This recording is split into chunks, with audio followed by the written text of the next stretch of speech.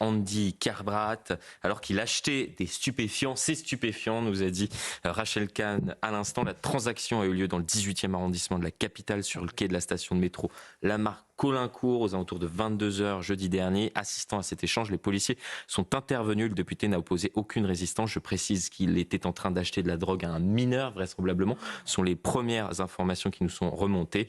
Il a été amené non menotté au commissariat de la Goutte d'Or et selon valeur actuelle, nos confrères qui ont sorti l'information, il n'a pas été placé en garde à vue après avis hiérarchique et a été entendu en audition libre le lendemain. Regardez ce sujet et écoutez ce sujet pour les auditeurs d'Europe 1, signé de la rédaction. On en parle dans un instant. Des révélations, puis des excuses.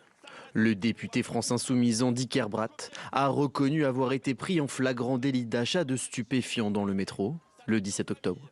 Il a été interpellé dans le 18e arrondissement de Paris en possession de plus de 1 gramme de 3 MMC, une drogue de synthèse très répandue dans les milieux festifs. Le député a présenté ses excuses via un communiqué. J'assume entièrement ma responsabilité et me mets à la disposition de la justice qui me convoquera dans le cadre d'une ordonnance pénale. Il a également reconnu des problèmes personnels et a annoncé qu'il allait suivre un protocole de soins. Ce matin, le député a reçu le soutien de ses collègues insoumis. Je lui souhaite des bons soins, des bons rétablissements et qu'il puisse revenir rapidement au travail parlementaire. Le ministre de l'Intérieur Bruno Retailleau a également réagi à cette affaire. Alors que le narco-banditisme s'installe en France avec son cortège de violence, il n'est pas tolérable de voir un député de la République acheter des drogues de synthèse à un dealer de rue. Un député a un devoir d'exemplarité. Monsieur Andy Karbrat doit tirer les conséquences de ses actes. S'il n'a pas été placé en garde à vue, Andy Karbrat est désormais poursuivi pour usage de stupéfiants.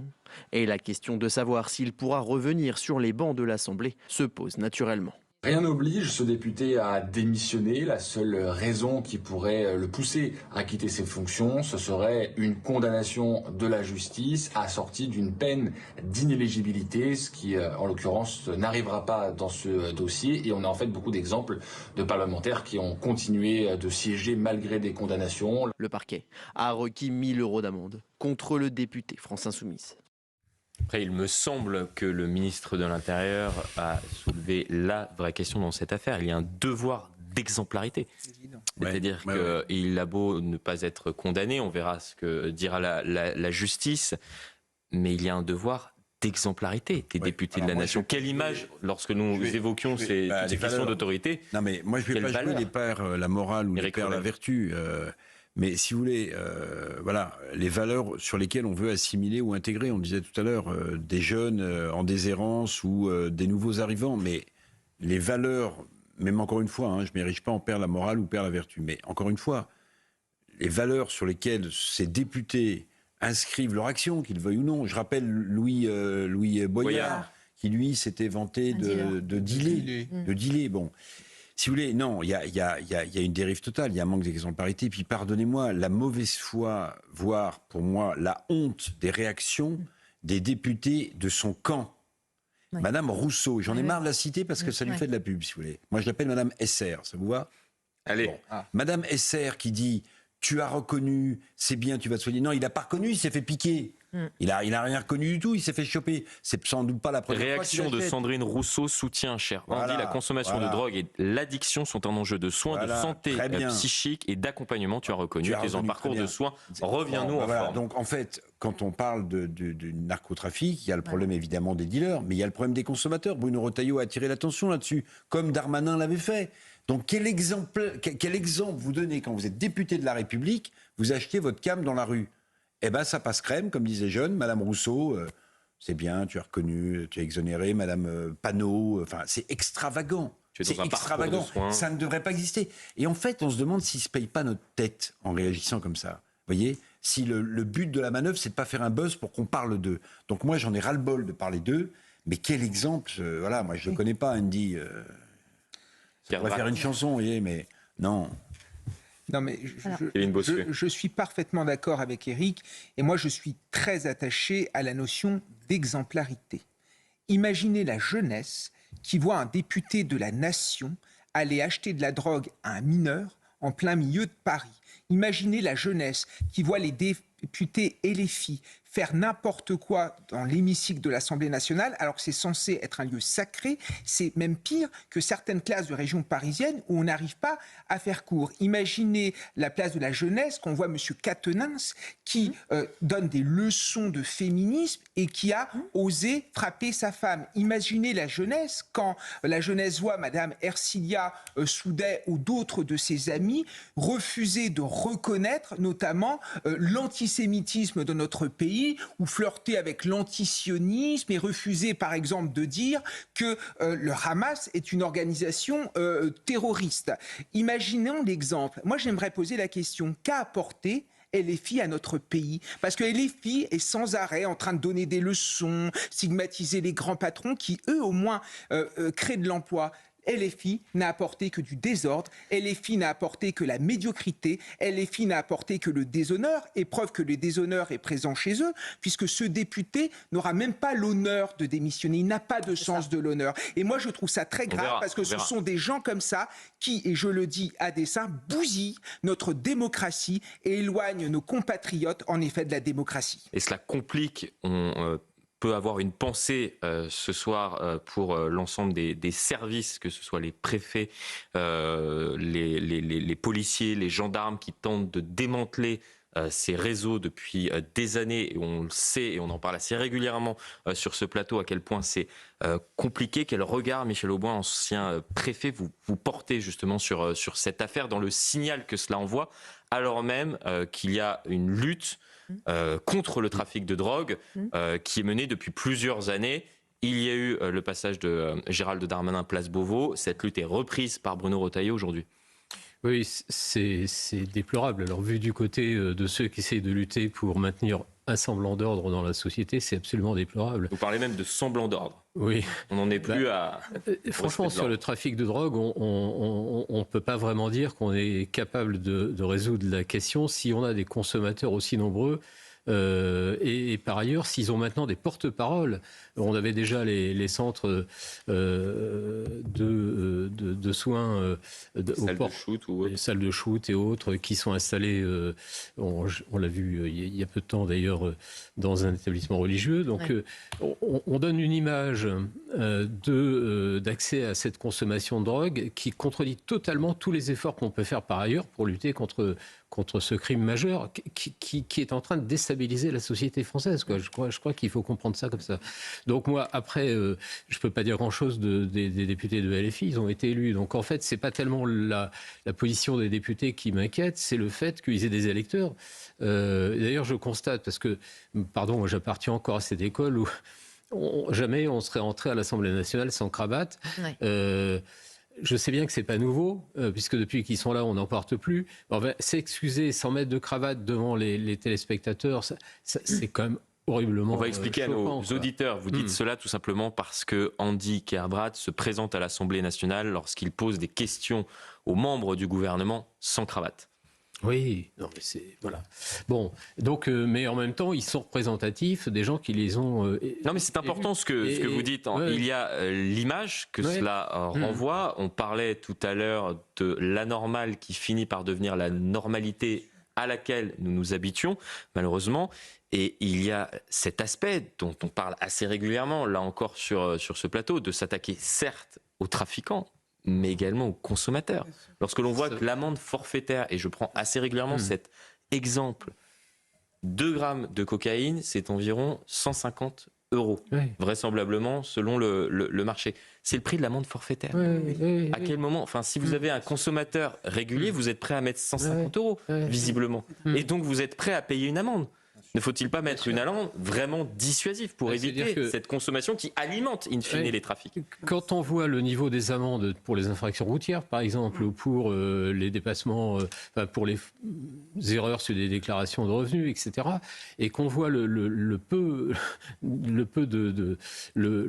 faible niveau d'amende lié à des infractions sur les stupéfiants, on se dit que une grande partie de la société française considère qu'après tout, la consommation est normale. Il y a beaucoup de gens qui le pensent, et je pense que les gens de LFI sont dans ce cas-là. 5 millions de consommateurs réguliers dans notre pays. Qui ne s'étonnent pas qu'ensuite, on ait du mal, les forces de police, la justice et tous les gens qui ont des pouvoirs en maintien de l'ordre dans ce pays, qu'on ait du mal à revenir à une situation apaisée. Ça me paraît difficile, quoi.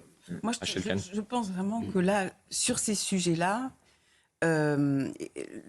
trafic et consommation, les élus doivent être exemplaires et irréprochables, mais la démocratie ne peut pas laisser passer ça. À partir du moment où des élus sont dans ce genre de délit, ils ne représentent plus personne, en fait, même si à un moment donné, il y a eu ces votes, mais à ce niveau-là, parce que là, sinon, c'est la porte ouverte à n'importe quoi. Et par ailleurs, Mais les habitants de sa circonscription devraient le dire, devraient lui signaler. Exactement. Après, on a ce camp du bien, et effectivement, je partage vos propos, qui ne cesse de nous faire des leçons en permanence, en étant finalement coupable de certaines choses, et notamment, évidemment, sur l'antisémitisme, le négationnisme, le révisionnisme, en racontant absolument n'importe quoi. Mais leur idéologie, finalement, c'est toujours la même. C'est qu'il y a des personnes en France qui sont coupables par ce qu'elles sont, et d'autres qui sont victimes, quoi qu'elles fassent. Et c'est notamment les propos de Mathilde Panot qui visent finalement à dire de cette personne que c'est une personne malade alors que c'est un délinquant. Sabrina Metzger. Malheureusement, Rachel, c'est la porte ouverte à n'importe quoi. Je dirais même que c'est l'enclave récipiendaire du n'importe quoi. Mais malheureusement, ce n'importe quoi est dangereux pour les institutions, non seulement en termes d'image, mais en termes d'activité. L'exaltation de l'antisémitisme, le ralliement objectif à l'islamisme, les propos homophobes, les convocations pour apologie du terrorisme, les violences portées sur leurs conjointes, les accusations de viol. Je veux dire, la France insoumise recèle le racisme. La France insoumise recèle une kyrielle de CV qui font l'inventaire, malheureusement non pas de la médiocrité de la parole publique, parce qu'on a vu certaines fois où, à l'Assemblée nationale notamment, il y a eu des propos qui ont été absolument infamants et détestables et même qui tombent sous le coup de la loi. Mais il y a également une représentation de ce qu'est dans ce qu'ils sont, ce qui se fait de plus déshonorant. Ce député qui visiblement a des problèmes d'addiction, je suppose qu'il ne les a pas eus depuis le début de son mandat, ou alors s'il les a eus depuis le début de son mandat, il aurait dû s'en prévaloir et reculer devant sa fonction, admettre par le biais de la démission qu'il n'était pas en mesure de. S'il a entamé un parcours de soins, j'imagine bien qu'il a entamé un parcours de soins et c'est très bien. Évidemment, c'est un enjeu de santé publique, là-dessus nous sommes tous d'accord. Ça, c'est pour la première des choses. La deuxième des choses, c'est que Gérard Darmanin a parlé d'un fléau civilisationnel concernant le narcotrafic. Le narcotrafic déstabilise les démocraties. Il y a des pays où Mark Rutte, notamment aux Pays-Bas, a dû être bunkérisé parce que la Mocromafia l'a demandé en monnaie d'échange dans le cadre du procès de Ridwan Tahi, qui était le patron de la Mocromafia. Le juge Van Kerburn, lui, a dû se démettre quasiment de ses fonctions parce que il a reçu des menaces de mort. Donc, et la France, aujourd'hui, dans sa situation, les 5 millions de consommateurs et plus, l'échelle de la drogue, du capital de la drogue estimé entre 3,5 et 6 milliards d'euros selon Étienne Blanc, le rapporteur de la commission d'enquête sénatoriale, montre que c'est une manne financière, c'est une économie qui obéit à des logiques verticales, des logiques horizontales, des logiques de marketing même, des logiques malheureusement de traite d'êtres humains. Et le fait que ce député, parce que c'est ça que je pointe moi, c'est le fait qu'il ait accepté cette drogue d'un mineur. Ça veut dire que ces personnes, au lieu d'assumer non pas un rôle de député, mais un rôle d'adulte, là, en l'espèce, auraient dû être interpellées par le fait que ce soit un mineur qui lui vende de la drogue dans le métro. Or, il a malheureusement acheté ces pilules, ou je ne sais comment il les a achetées, puisque j'ai cru comprendre que la 3-MCC se faisait ou se vendait sous différentes formes.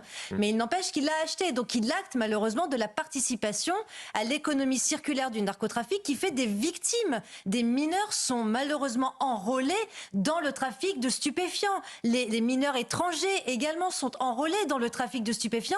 Mais visiblement, pour ce député de la France Insoumise, ça ne lui semble pas judicieux de le rappeler à l'ordre. Et la troisième des choses, et là-dessus je voudrais terminer, c'est le traitement médiatique de cette affaire. Si ça avait été quelqu'un de l'opposition de droite ou d'extrême droite, que nous n'aurions pas entendu de la part de la France insoumise sur un député de droite ou du Rassemblement national qui aurait acheté de la drogue à un mineur malheureusement dans le métro. C'est également ça, c'est le fonctionnement a fortiori sectaire de la France insoumise qui préfère d'abord régler ses comptes entre eux. On l'a vu avec notamment ce député Adrien Quatennens et d'autres d'ailleurs, avant même de pouvoir honorer la fonction de député en demandant une démission. Les députés sont rémunérés aux frais du contribuable. J'estime que les contribuables n'ont pas à payer pour quelqu'un qui n'est pas en disposition de pouvoir assumer un rôle de député. Et on verra effectivement s'il tient compte de ce qui s'est passé ces derniers jours et du ressenti d'un certain nombre, que ce soit d'élus de la République ou on l'imagine de citoyens, à commencer par les citoyens de sa circonscription, et qu'il décide donc de démissionner. On évoquait à l'instant le cas